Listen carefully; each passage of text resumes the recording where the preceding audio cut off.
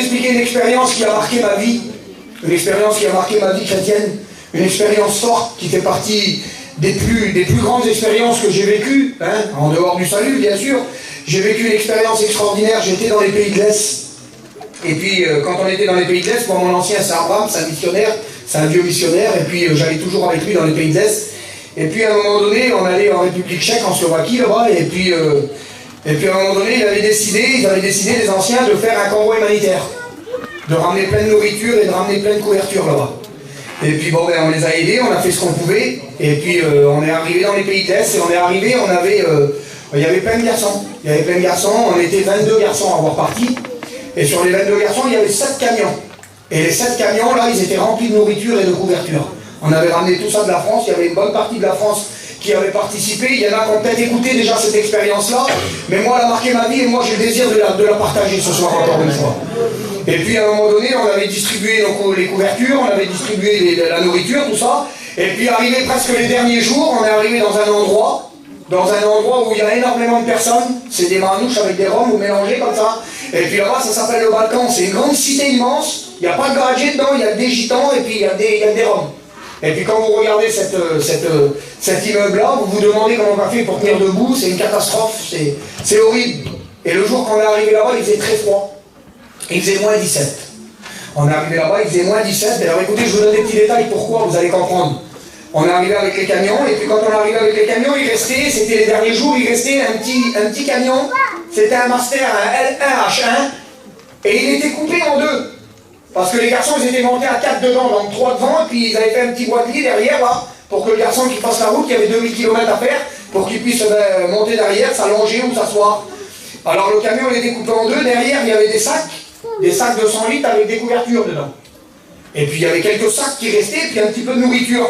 Et puis on avait été là-bas, puis mon ancien il a dit, écoutez, ici il y a plein de personnes, on a à peu près 80 ou 100 couvertures, on a quelques sacs de nourriture, on va faire la réunion, et une fois qu'on a fait la réunion, on va distribuer. Mais il disait par contre, vous ne donnez pas 2 couvertes au même foyer. Hein. Vous donnez une couverte au même foyer, hein, parce qu'on n'a pas assez de couvertes. Regardez, il y a 500 personnes devant nous là, il y a 500 personnes dans l'immeuble.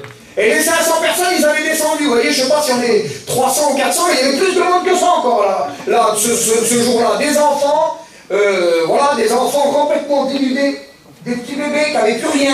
Vraiment une catastrophe. Et puis on était là, mon ancien, je me rappelle, il s'était mis dans le camion derrière, ça faisait office d'estrade, le camion derrière, et puis avec les moyens qu'il y avait, il faisait moins 17. Les garçons, ils se remplaçaient chaque cantique pour jouer avec la guitare, ils avaient les doigts qui se coupaient tellement qu'il faisait froid. Et puis on chantait des cantiques, et puis il a fait la réunion, il a prêché pendant 10-15 minutes, et une fois que la prédication elle a terminé, il a dit, écoutez, on va vous partager ce qui nous reste.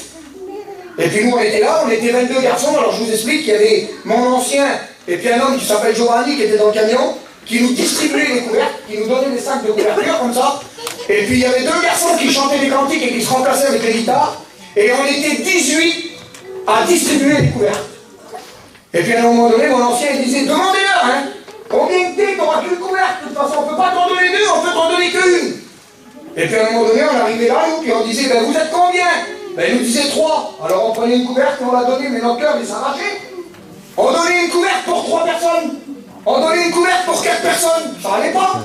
Et puis on était là, puis à un moment donné, on distribuait les couvertes, et puis les garçons chantaient. Et puis moi j'arrivais là-bas, puis je donnais une couverte là, une couverte là, une couverte là. Et puis les hommes, ils étaient dans le camion là, vous voyez, des sacs de 100 litres, les hommes, vous savez, dans un petit camion, dans un petit L1 H1. Et puis ils prenaient les sacs comme ça, ils nous les jetaient, c'était tout léger. Alors tu attrapais le sac, je le déchirais, puis une couverte pour lui, une couverte pour l'autre, une couverte pour l'autre, mais nous on se rendait pas compte. Et puis on donnait des couvertes, et puis on donnait des couvertes comme ça. Et puis à un moment donné, j'ai reculé comme ça, j'ai plus pris de sac, et je regardais. J'étais un jeune prédicateur, je regardais, j'étais étudiant de première année. Je regardais ça, j'ai dit, Seigneur, c'est pas possible. J'ai dit, qu'est-ce qui se passe là? Puis je voyais mon ancien Abraham en train de pleurer comme ça, en sanglots. Je voyais Giovanni à côté, il pleurait, et puis je me posais la question. J'ai dit, Seigneur, il pleure pourquoi? Il pleure parce qu'il voit des petits bébés qui sont dénudés, qui sont dans la neige, il y avait sa neige dehors, pas de chaussures dans les pieds, pourquoi il pleure? Et puis à un moment donné, le Seigneur me dit, regarde bien ce qui se passe. Et puis je voyais les hommes qui pleuraient, et puis qui donnaient les couvertures, et puis à un moment donné, Abraham, par la foi, parce que ces anciens-là, c'est des hommes de foi, vous savez ce qu'il nous a dit? Il nous a dit, donnez des couvertures à tout le monde. Donnez des couvertures à tout le monde, donnez des couvertures aux enfants, donnez des couvertures aux hommes, donnez des couvertures aux femmes, demandez combien ils sont, s'ils sont 3, donnez 3 couvertures. S'ils sont 4, donnez 4 couvertures. Et puis à un moment donné, on déchirait le sac, t'es combien 4, tiens 4 couvertures pour toi. T'es combien pour 5, et puis les hommes ils donnaient comme ça. Et puis vous savez combien ça a duré? Ça a duré pendant presque 20 minutes. On a donné des couvertures pendant 20 minutes, comme ça. Et puis à un moment donné, tout le monde s'est rendu compte, Abraham il a crié comme ça dehors. Il a dit, est-ce que vous voyez ce qui se passe? Est-ce que vous voyez un miracle? Et là, le miracle, il était en train de se faire devant nos yeux. Écoutez bien, le miracle, il se faisait devant nos yeux. Tout le monde recevait leur couverture. Et puis mon ancien était dans le camion, comme ça, puis à un moment donné, normalement, quand vous arrivez là-bas, c'est un scandale quand vous arrivez avec des couverts. Tout le monde vous saute dessus, il faut remonter dans le camion, il faut crier au secours pour ne pas leur donner quelque chose. Il va vous tuer. Quand tu arrives avec un paquet de bonbons, tous les enfants de la cité te courent dessus. Mais là, ce jour-là, il y avait une ordre. Il y avait un respect. Il y avait personne qui disait, moi j'ai pas eu de couverture pour en avoir une deuxième. Tout le monde était respectueux de ce qui se passait. Puis à un moment donné, dans le camion, comme ça derrière, il a dit, qui c'est qui n'a pas eu de couverture? Qui c'est qui n'a pas eu sa couverture? Et personne ne répondait. Les 500 personnes ont eu une couverture. 500 personnes qui ont eu une couverture.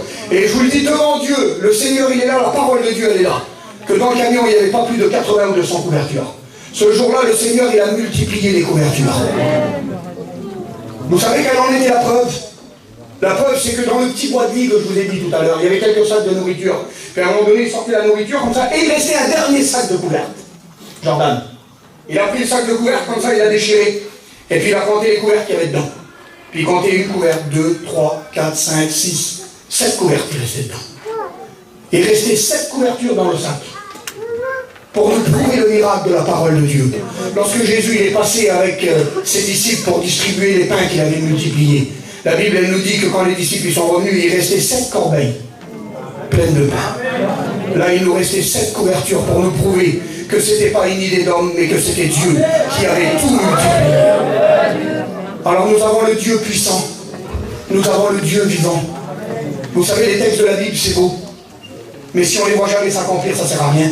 Mais que Dieu soit béni. Cette parole-là, elle est vivante, j'ai l'habitude de le dire. Et ce qui s'est passé il y a 2000 ans en arrière, ça se passe encore aujourd'hui. Je ne sais pas qu'est-ce que tu as besoin, je ne sais pas qu'est-ce que tu es venu chercher. Un miracle, quelque chose auquel tu t'y attends pas, auquel tu ne crois pas. Eh bien, tant pis que tu crois ou tu ne crois pas. La parole de Dieu, elle est la vérité. Et Dieu est capable d'accomplir sa parole et d'accomplir un miracle pour toi. Quel que soit ton besoin, il est capable de multiplier les choses, de multiplier la bénédiction. Dans la parole de Dieu, il y a eu la multiplication des pains. Vous la connaissez? La femme à Enoch, Eva. Elle a fait des pâtes avec des côtelettes. Le Seigneur, lui, il a multiplié les pâtes et les côtelettes. Elle a donné avec 1 kilo de pâtes, elle a donné à manger à 20 hommes. Normalement, 1 kilo de côtelettes, on les mange tout seul. Là, elle a nourri 20 hommes. Le Seigneur, il a multiplié les côtelettes pour elle. Ben, pour nous, il a multiplié les couvertures. Et pour toi, il peut multiplier la grâce de Dieu, la bénédiction. Si tu en as réellement besoin, alors ouvre ton cœur. Que Dieu soit béni.